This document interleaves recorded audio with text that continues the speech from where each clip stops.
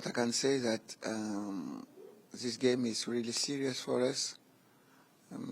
It's one of the second one we are going to play at home, so we have to be really clever to win this game, because it wasn't easy for us the first game.